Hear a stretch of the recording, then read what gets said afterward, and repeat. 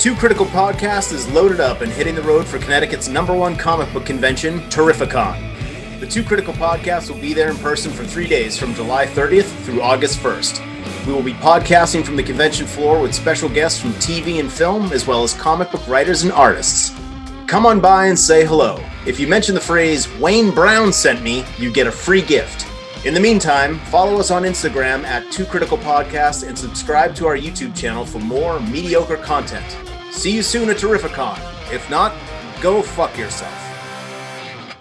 Right now on my screen, this is how you look. This is how I look. Perfect. Ladies and gentlemen, here at the Two Critical Podcast, we strive to get the most important and premier experts on comics. Unfortunately, all those people were busy. Ladies and gentlemen, Phil Taylor. I love you 3,000. Exactly. He can do something like that. No, I was just telling you that I love you 3,000. Oh, thank you, Rob. I love you 4,000. I was talking to Phil. Fuck me. I just like to watch. Phil? How far can it branch? That's what she said. This is something that they're going to have to ride for a very long time. That's what she said. I'm just writing them like handing out fortune cookies. No time, but she did. No time. I'm just that good, huh? Already Anna? ready? Where's Anna? Chewy? Oh, Chewy? Hey. Chewy's on the other laptop. I was not prepared for tonight. So Wait a minute. You mean you bypassed the compressor? God. God damn it. Bad motivator. Talk about a bad motivator. I think that's what they called the director on that picture. Ladies and gentlemen, welcome back to the Two Critical Podcast. The mouth from Michigan. He deserves no introduction. Phil Taylor. Hey, how's it going, guys? The self-anointed king of the nerds. It's an honor to be here every time. I'll tell you what. Well, we were trying to think. We've been really busy getting ready for the comic convention thing that we told you we were going to be doing. That's in 2 weeks from now. So we've been shooting things, getting some trailers ready, getting some promos ready, working with the person that runs it. So we've been kind of lacking in terms of getting in touch with people, getting guests on. And, we like to do our thing when we talk with just us. But we've had some big things. We did an episode about Black Widow, and we wanted to talk about the Loki finale. And I was like, we got to get some guest that at least has some perspective and some comic knowledge. And our go-to is usually Mitch Halleck, but he's getting ready for Terrificon, so you'll have to do.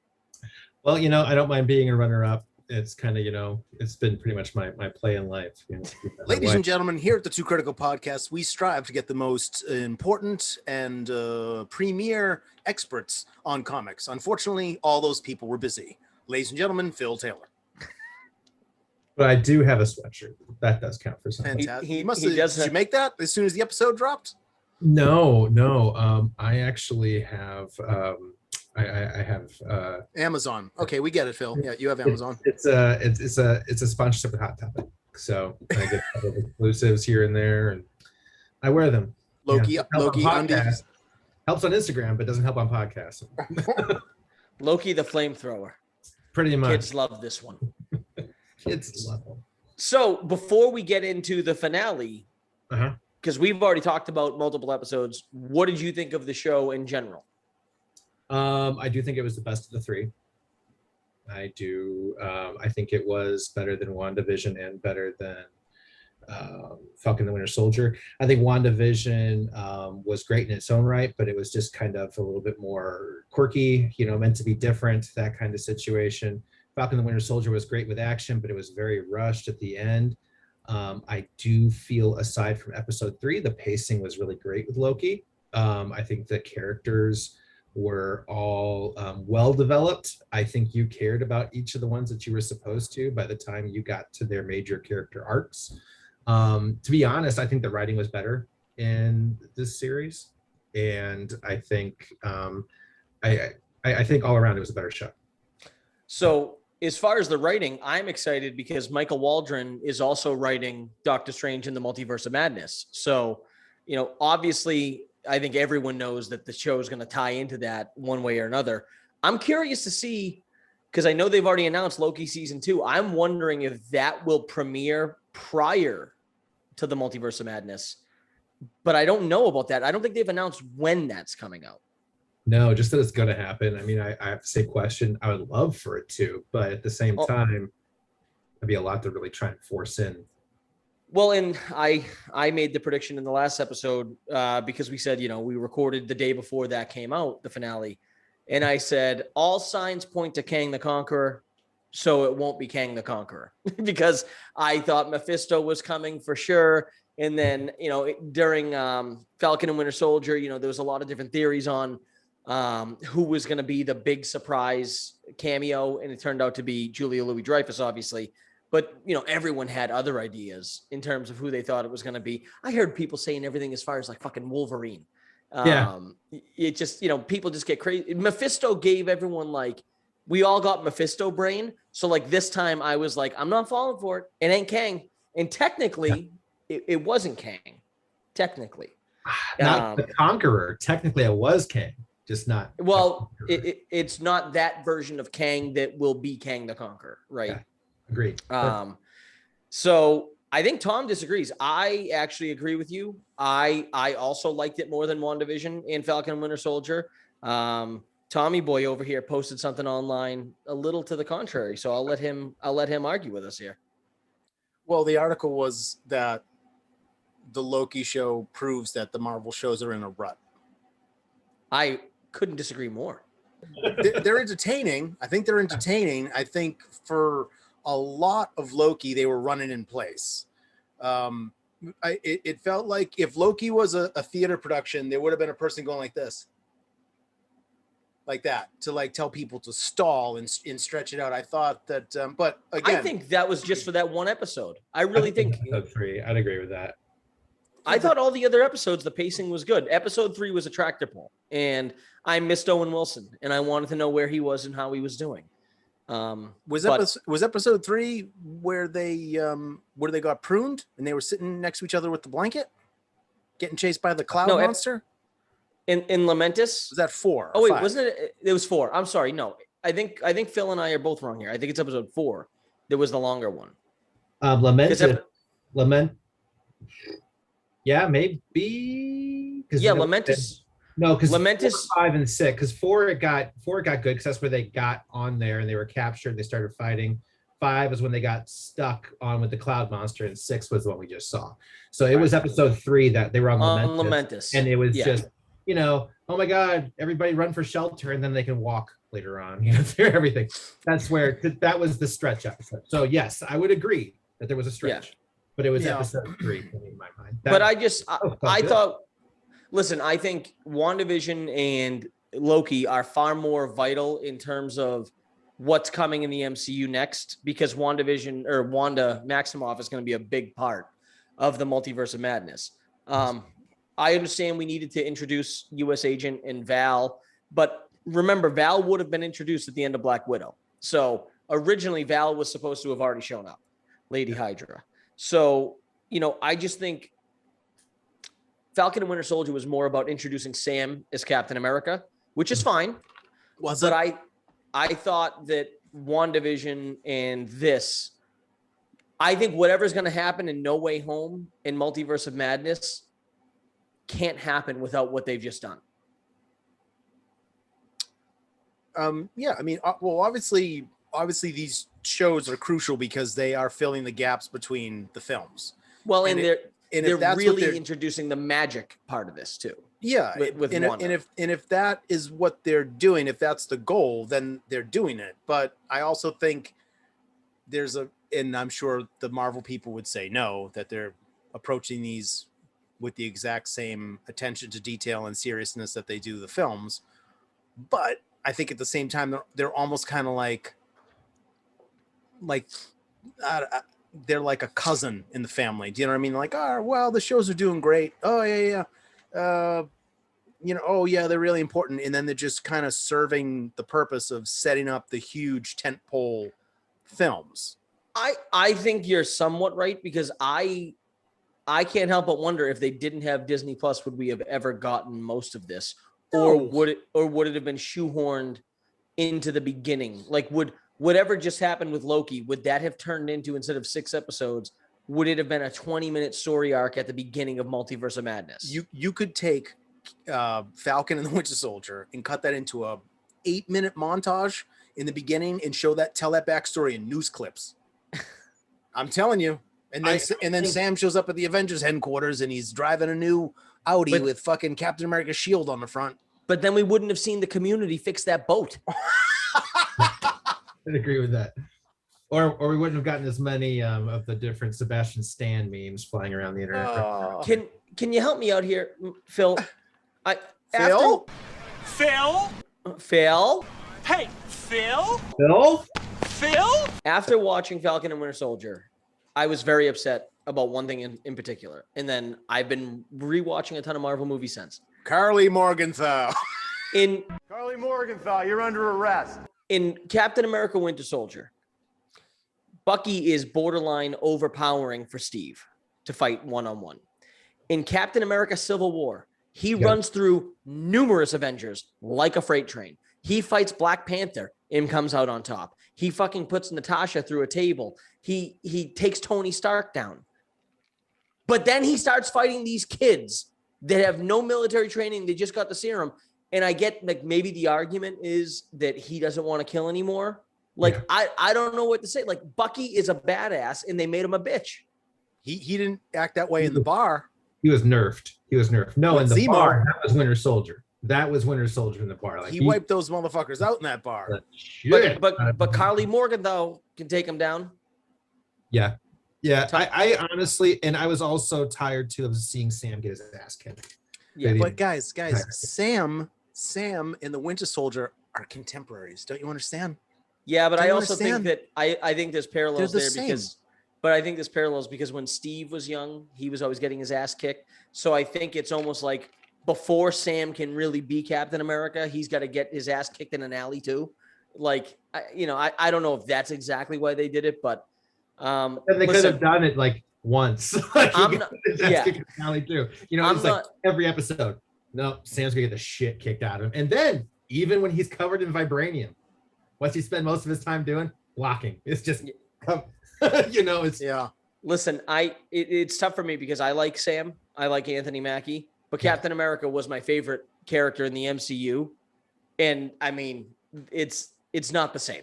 Like, no. I'm fine with what they're doing. I understand that they needed change. I predicted during Age of Ultron, I was like, Thor or Captain America is going to die, not Quicksilver, because I was like, they need to start killing more of them off so they can bring more in. But also what they're going to be doing now with Kang, I can't help but wonder, is this where we might see Tony Stark again? And there's the whole theory going around where Tony Stark says to Captain America, when you mess with time, it tends to mess back. You'll see. Yeah. There's a lot of people that think something to do with Kang is involved with that. So, all these characters that are dead and gone, when we got a guy that's thing is kind of time travel, everything's back on the table. Yeah. And honestly, people say Robert Downey Jr. is not coming back. He absolutely will, and he can. Someone could open up a file. He could show up in one of those holograms, and he could do one of those like walk and talks like he did when he was dead, when he was talking to his daughter and the whole family about I love you 3000. Exactly. He can do something like that. No, I was just telling you that I love you 3000. Oh, thank you, Rob. I love you 4000. I was talking to Phil, not you. Fuck me. I just like to watch. Phil? Wouldn't be the first.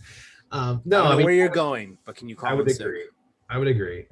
I mean, it's Falcon and the Winter Soldier was a great show. It was fun. It was popcorn. It was just meant to kind of. The action was great. Yeah. Yes, the action was great. I do think it just maybe was supposed to kind of at the time maybe throw back a little bit to Black Widow, as far as like the action sequences, that kind of Bourne-esque feel at different times. However, yes, it was probably the most lacking of the shows in my opinion, as far as but I thought it was great. I didn't think it was just setting things up. I think it just paved the way, in my opinion. I think. Well, and they're doing something with everything Val's doing that I don't know if it's going to be an Avengers level thing or if it's going to be someone else or Thunderbolts. Like there's something going on with that also. Thunderbolts. Now, the big thing for me with WandaVision is I had very little expectation very little. I actually didn't expect to like it. No. And then I loved it, but I thought the finale fell flat. And I kind of felt the same way with Falcon and Winter Soldier. I don't feel that way about Loki. I thought the Loki, because in this one, they surprised us, and Kang wasn't. When that elevator opened and Jonathan Majors walked out, I was like, motherfucker, they actually did it. Motherfucker, take the stairs. 100%. My brain melted. I won't lie. I was sitting there. I was just like, oh, they did it. They finally, like, it was not a Mephisto, it's not a Mega Red. There's not a, there's not. And they did it. They did it like 5 minutes into the episode too. Yeah. Yeah. It wasn't like a reveal. He was a major part of the episode. And I loved the ending. So obviously we already did, we've had conversations before, like we don't do recaps. So if you haven't watched the episode, Go fuck shut this yourself. off, hit pause, go watch it, and then come back and listen to this. I loved when he goes to find Mobius and he's with Hunter B-15, and we realize that he is now in an alternate, like, multiverse or reality, and the TVA doesn't exist. It's Kang now, and it's in the full comic garb. Like, there's no mistake that is now Kang the Conqueror. And I thought it was kind of cool how they took the He Who Remains and combined it with Kang the Conqueror, which obviously in the comics, He Who Remains is a totally different character. Yes. But when Jonathan Majors stepped out of that fucking elevator, I was watching this at like 3:45 in the morning by myself, and I didn't need coffee after that. I jumped out of my fucking chair. I remember thinking, like, no one's awake. Who can I text right now? And I also thought that the way Nashville PD, this line's being recorded. How may I help you? the way that Jonathan Majors played the Kang character was very interesting to me. Now, I don't know if that is how Kang will act, because again, this is a different version of him. Just like there's a alligator version of Loki, the Kang the Conqueror version that we're going to see in Ant-Man Quantumania might not be as Shakespearean and theatrical and flamboyant. He can't be. Yeah. But I like that they did it this way, because the whole time you're thinking, this is Kang, it doesn't matter.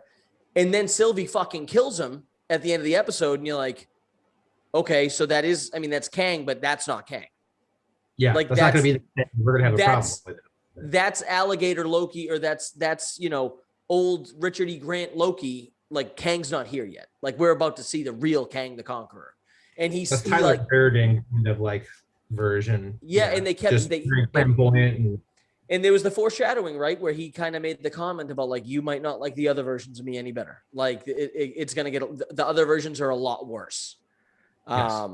It's the lesser of many evils. I thought it was weird that Sylvie, like, pushed Loki through the portal. What I don't understand is how she had a temp pad or how she had a device that she could send him out of there. And more importantly, she clearly didn't send him back to his timeline. And I know that there's a bunch of branch realities now because of what she just did. Did she know she wasn't sending him back where Mobius was, where the Mobius he knows is? And I think he's Kang's temp pad, right? So that's the weird one. It was that one that was that big circular and his marble looking thing they took off. And his temp pad, I guess, might not just control time. I think it could go into any of those different. Right. I think in their temp pad, you have to choose the year and where you want to go. I think on his temp pad, you have to choose which version of the universe or which multiverse, then the year. But my prediction was pretty true, Tom, in our episode. My prediction was whatever they do here will directly lead into whatever's going to happen for Spider-Man No Way Home. And I can tell you this much. Loki 2 is not coming out before that, because that's coming out in December. So right. I think whatever just happened when we saw in the TVA, when we saw all the different branches, because early in the show, if you remember, when they started to have branch realities and different timelines and, multiverse warnings, it was like 5 or 6. Like, it was like, oh, a little bit. And now it literally looks like a Christmas tree, just like branches everywhere. I think that is going to really tie directly into whatever happens. And, I don't know what's going to happen, if it's going to be Sinister Six or if Tobey Maguire and Andrew Garfield are going to be a big part of the movie or a cameo appearance. I don't know. I've read everything and anything. Andrew Garfield to this day still denies that he's in it, which I don't believe him for a second. But My prediction was the ending of this would not just be like, this is the end of Loki. My prediction for Tom was this is going to open up the multiverse, which, listen, the writing was on the wall. It's not like I was that smart, figuring this out. They were paving the way, right. They were paving the way this entire series for this, but now I'm like, I can't wait I'm excited for Shang-Chi. I'm excited. I'm very excited. I'm excited. Oh, yes. I'm excited for the Eternals. I'm excited. Now say the words Shang-Chi. Oh, yes. Shang-Chi. Sorry. It's always an open hand cracked to the neck. Never a closed fist. Never a closed fist. But you can take those two movies and shoot them into the sun as far as I'm concerned compared to No Way Home. I'm excited for the other movies. 10 Rings looks good. I'm excited to see Abomination come back and fight Wong. That looks awesome. Yep. I think that Eternals, I worry with the Eternals because the more powerful of a character you bring in, the harder it makes to have any real adversary. It's why Superman was always a problem for me because, again, too powerful of a superhero, tough to have any adversary. But No Way Home, I'm as excited for that as I have been for Avengers movies. It feels like, and I think Daredevil's coming in, and I loved Charlie Cox as Daredevil on Netflix. That was by far my favorite Marvel show. I loved him as Daredevil. Yes, 100%. Yeah, he was great as Matt Murdock. I actually even liked the kid that played Dexter Poindexter there, Bullseye. King is the reincarnation of this. I can't remember the character's name. And Agent Nathaniel Richards, though, is the original King, right? Original King, but this is like the reincarnation of basically this Eternal gives all these powers to, and that's what comes to Nathaniel through the comics over time. This is like a prequel, postquel crap. They but he's going to have more things. Prequel, nyquil. Yeah, yep. Exactly. So wake up, Ronnie. I think they'll have a little bit to do with that. I do believe that the Eternals may have some tie, or maybe we'll see in a cameo. I think it'll be the post-credit scene. I think the post-credit scene for Eternals will be one of the Eternals doing something that involves Kang. I do. I'd agree. I want to know where Adam Warlock is. I've been dying to see Adam Warlock ever since that after-credit scene from Guardians 2. Well, it's probably Guardians 3. I hope so. Which is supposed they already made the cast cry. So I exactly. Reading that, they were just it was a lot more emotional stakes. So somebody's gonna die this time. I think they made Drax wear a shirt because Dave Bautista was tired of being topless. I can't play this character anymore. I'm shirtless. Dave, just put a shirt on, Dave. Yeah, he got tired of being topless. It happens. Ask Shannon Elizabeth. We get it. We all understand it. We all grow. So Marvel has a lot of things in their favor. One, new leadership is needed at DC. New leadership is needed. How about this? They're eventually going to squeeze out Kathleen Kennedy. Where do you think? Tom, I was just going to say. I know. And when it'll be the ultimate revenge film. Well, Kathleen Kennedy goes and takes the fucking secret sauce and she walks it over to Warner Brothers. Right. But that's when we find out, is it Kennedy? Is it Feige? Is it a combination of both? No, that's when you find out that they were right about Kathleen Kennedy and she doesn't do shit over at Warner Brothers. She just makes shit worse. But I'm saying that is a possibility. Who's her husband again? I don't want to talk about it. So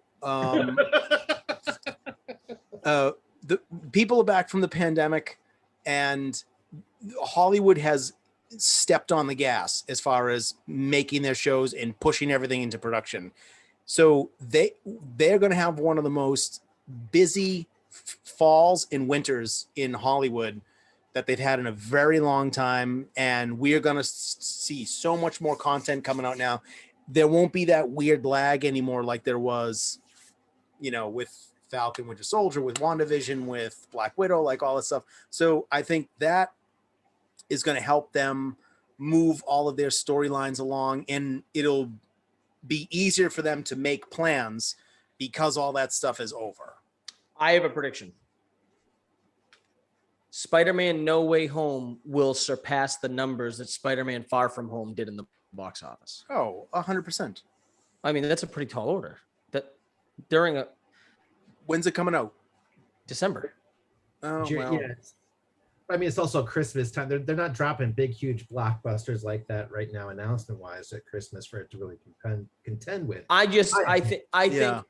think now, and they've already said the next 3 movies coming out are not going to be on Disney Plus. You have to go to a movie theater to see. Yeah, that's fine. But I saw something you posted online, Tom, about how's Ant-Man supposed to fight Kang? Yeah. So what are your thoughts on that, Phil? If the next time we really see Kang is Quantumania, Considering all of his time travel rules are based on Back to the Future films. Go ahead. I'm gonna have to say it's going to be actually taking him to the quantum realm. I think that's going to be how they defeat Kang in the end.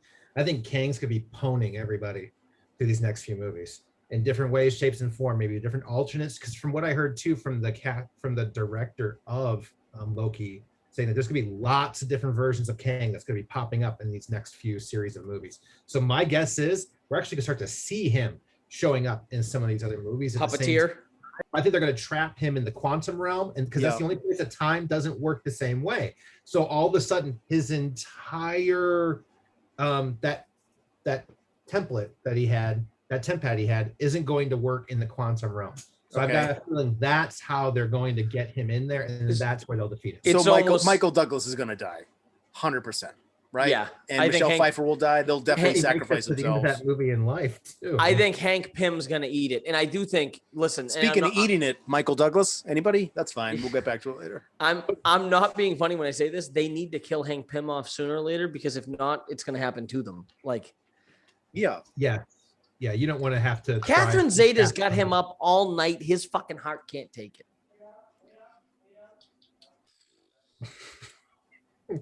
Yes. He had a lot of pussy in the 80s. He's in trouble. Snatch. FLA.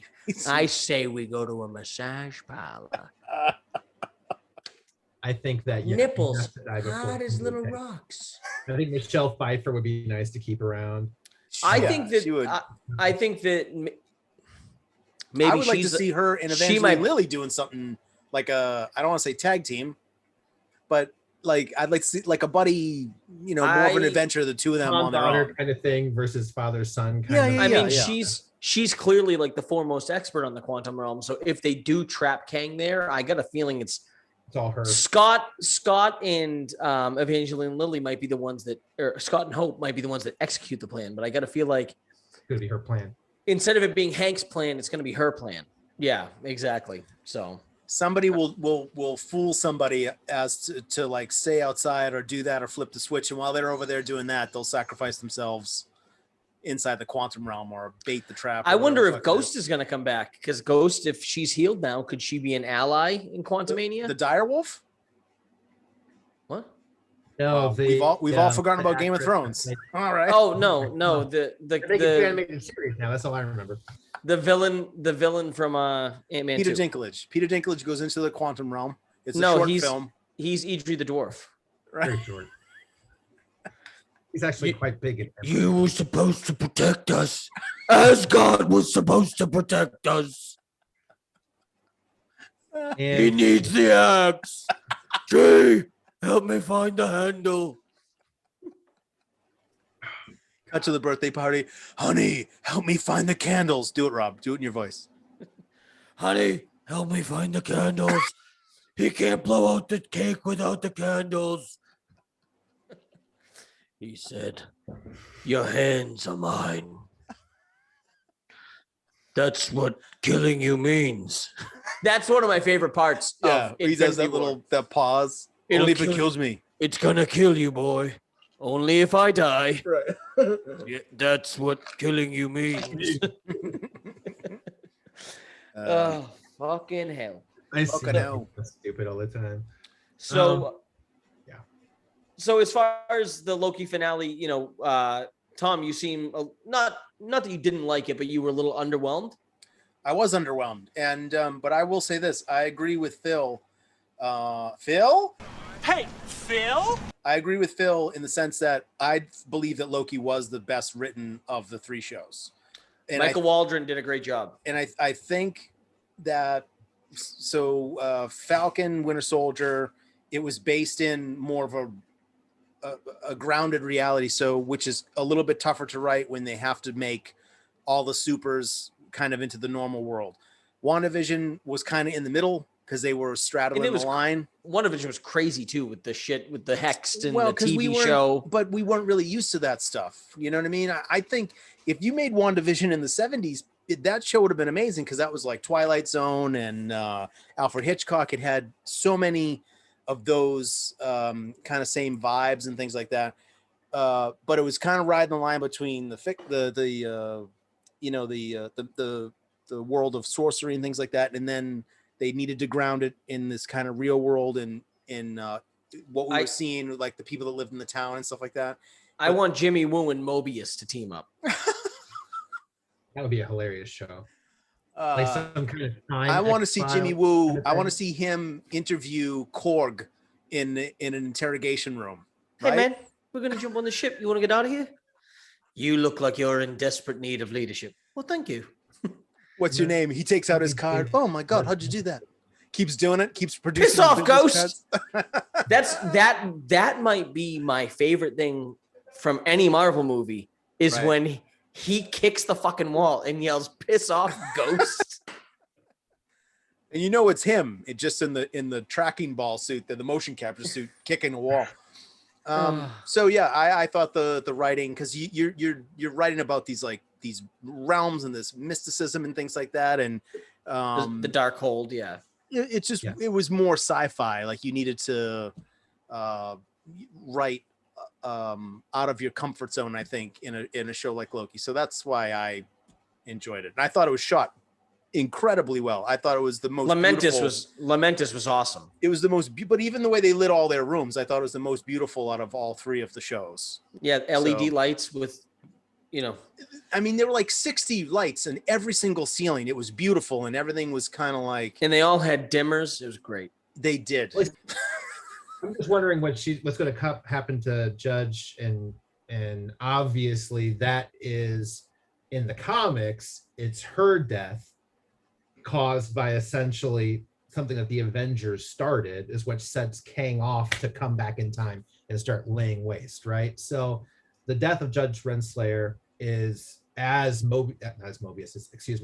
Kang's wife in the comics is what sets off so much of the stuff back in the day.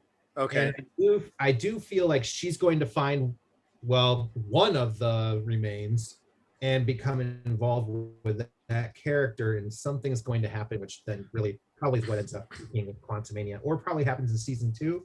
Yeah, I like the twist. Was a surprise to me. That was the twist to me. I like the twist with the pen.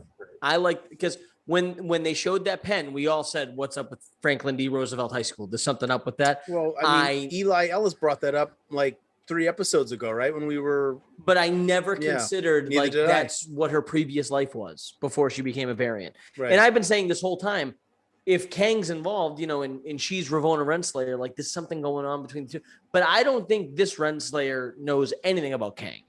I think the one that is in the universe now, where Loki now went back to, where Mobius didn't recognize him, now that Renslayer might be with Kang. How do we know when she used her temp pad and stepped through that door that she's not going to show up in Spider-Man or some people say cucumbers taste better pickled.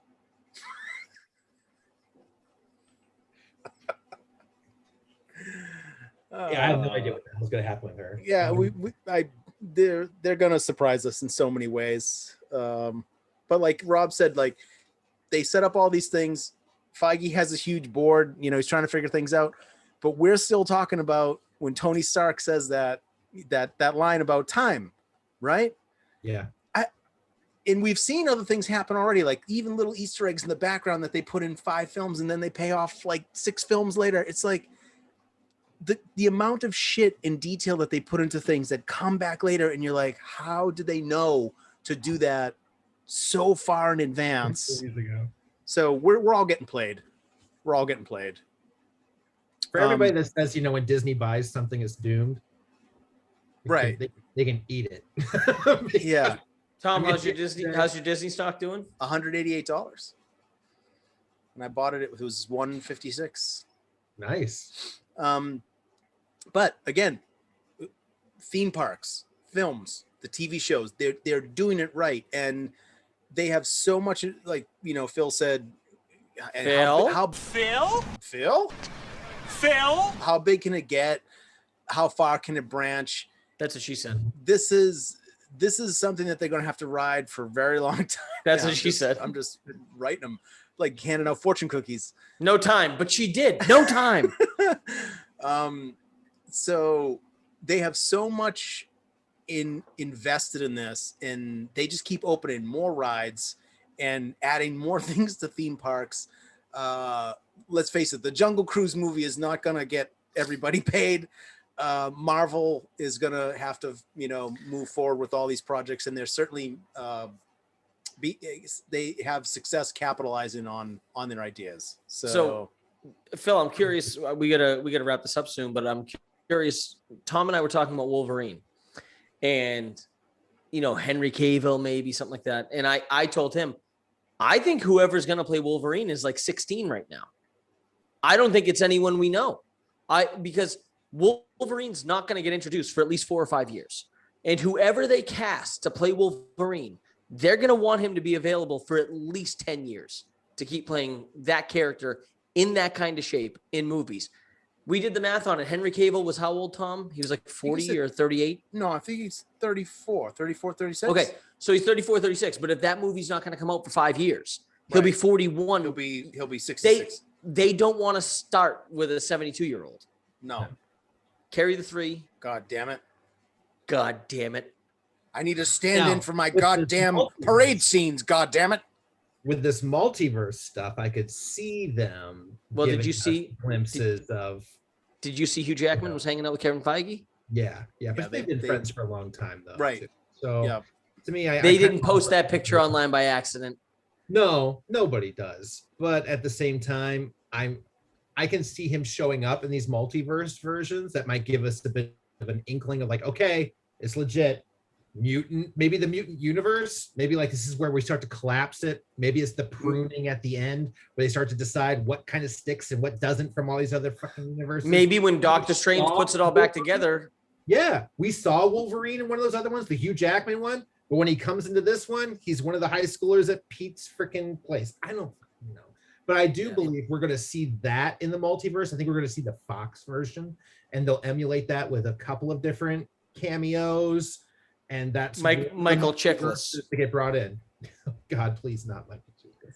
I don't need the commissioner playing. It's gonna be Killmonger and the other Michael B. Jordan version of Johnny Storm just looking at each other like it's the Spider-Man meme with the like. Oh god, that'd be hilarious.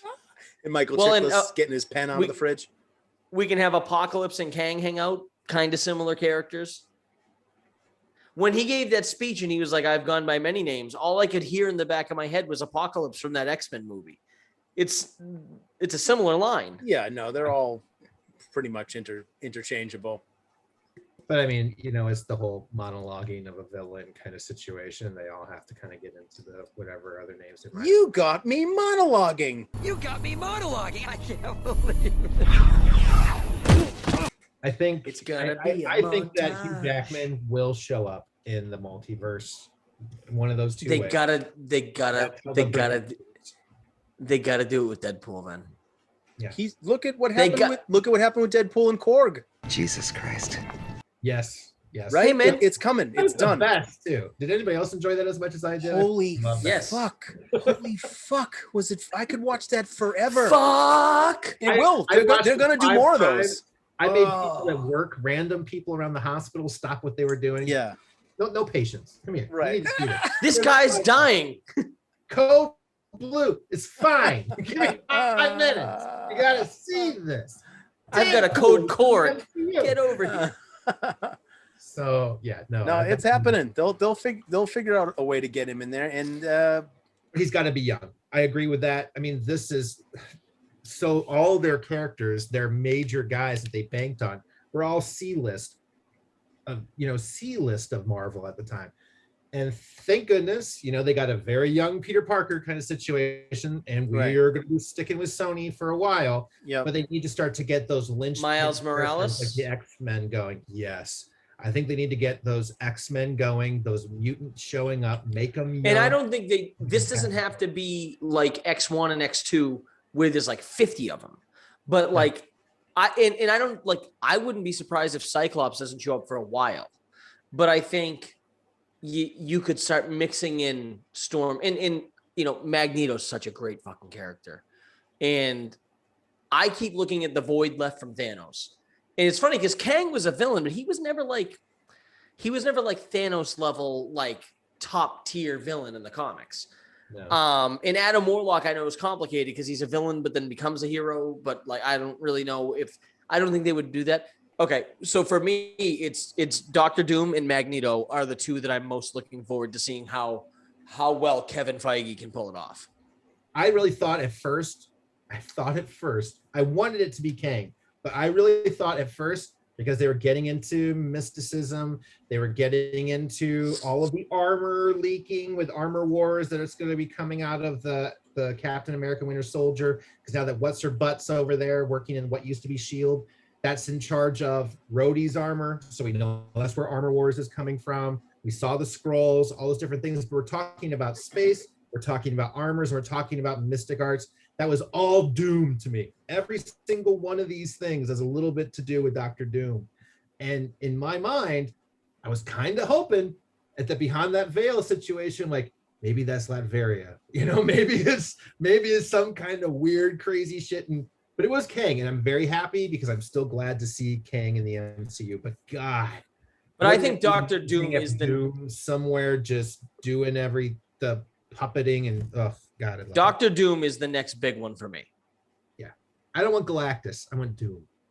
Yeah, well, Galactus is hard to do, right? Because Doom, it just in size and ability alone, it's more realistic. And listen, they've been able to pull everything else off. Fuck, they just had an alligator in Loki, and it wasn't that strange. In fact, it was fantastic. Lady Groot and Grogu, the child. That's yeah. I've already got 2 polos on the way with a little.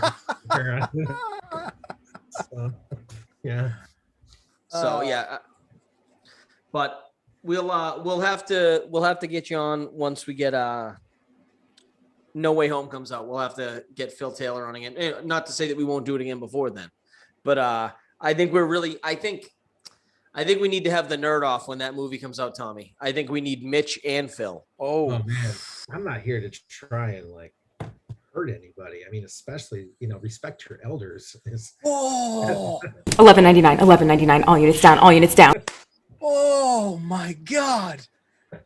Good night. Oh. Whoa. This guy's more legend than 1014, shots fired. I am a Instagram guy. This man's a legend. I'm not going to get into that. Didn't think he was a legend? Oh. Oh no. No, but I think it'd be cool. We don't want to make it too far away from now. We got to be there. We need to have Phil and Mitch just stare at each other with those blue eyes, and they'll burn a hole in the sun. I just think it'd be cool, especially if we get a big event level film like No Way Home's going to be, because again, Tom and I are more cinematic universe guys. We're not comic experts like you guys. Some of the stuff that you guys say, I'm like, I understand 90% of it. I'm there. Okay. Yeah. I know that character. And listen, I read a lot of crap now, but I wasn't a huge comic guy when I was younger, but I think it'd be cool to have you guys there almost like bouncing ideas. Cause I kind of get the impression No Way Home's going to have a cliffhanger ending. I don't think it's going to have a very finite ending to it because it's going to lead into Multiverse of Madness. So especially where we're probably going to get a cliffhanger that's not going to get answered for over a year, I think it'd be cool to get a couple of guys that really have some knowledge on it to talk about it. I'm going to predict an Empire Strikes Back ending for the next Spider-Man movie where shit is shattered, almost like the end of Infinity War. I could see that. And then I could see that. And then they're picking up the pieces and whatever comes next. I think you're going to need Scarlet Witch to put that back together. I mean, like they were finally getting to her not just being a mutant kind of thing, but she's this chaos magic. I think that she's going to be integral for pulling those parts and pieces. And part of the pruning maybe is not so much pruning, but maybe putting the realities back in place. Maybe that's going to be her thing, is just, putting everybody back where they should have been and let those things be where they're at. But yes, I would love Getting that. a shirt on Dave Bautista. Yep. Well, I mean, he's got to be cold eventually. Those nips can't just take that all the time. Glass cutters. Oh, man. All right, boys. Well, episode 22 of the Two Critical Podcast. We'll have to come up with some sort of catchy name, so we'll edit this part out. No afterwards. chance. No chance we'll come up with a catchy name, or no chance we'll edit No it? way. No chance. No. Episode 22, no chance. Got it. Never should have been here. Yeah. I was No never shoes, here. no pants, no chance. You didn't see nothing. Well, thank you, Phil. It was great to talk to you. We hope that you're well, and we'll catch up with you soon, and we will see you on social media. I'm gonna have to grab you guys when eventually time to hang out with me on Instagram. So We're doing a road trip out to Detroit. yeah, No. We'll have to get him on. We'll have to get at least Sure. jump on some of his live stuff while we're at Terrificon in Yeah. 2 weeks. yeah, I would absolutely do it. Let me know. Sounds good. All right, gentlemen. All right, Thank you. Phil. Good to talk to you. All right, buddy. We'll see you. Bye. See ya. Oh, I'm good over here. No, I haven't had video in 20 minutes. Oh, I'm flying dead stick. probably maybe the power's trying to come back on. What you need to do is nose it over into the ice. That's the only way you can do this. Got it? You can see me though. I'm moving. Yeah, I can see all you. that? I see what you're doing. Even on my screen. Well, episode 22, no chance. Ladies No. and gentlemen, episode 22, the Deuce of the Two Critical Podcast. We had our guest on tonight, Mr. Philip Taylor. We discussed Loki and Marvel and all sorts of other comic-related things. No fucking shit. If you liked it, tell your friends. If your friends liked it, get some new friends. And please follow us on YouTube, on our Two Critical channel on YouTube. And also find us wherever your fine podcasts are sold. I'm Thomas, and that's Rob. Thank you for watching, and go fuck yourself. Up yours, Wyman.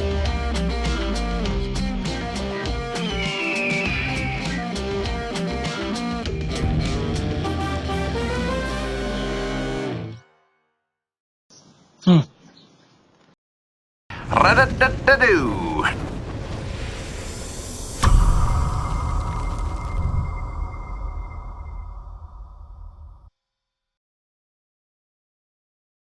The Two Critical Podcast is loaded up and hitting the road for Connecticut's #1 comic book convention, Terrificon. The Two Critical Podcast will be there in person for 3 days from July 30th through August 1st. We will be podcasting from the convention floor with special guests from TV and film, as well as comic book writers and artists.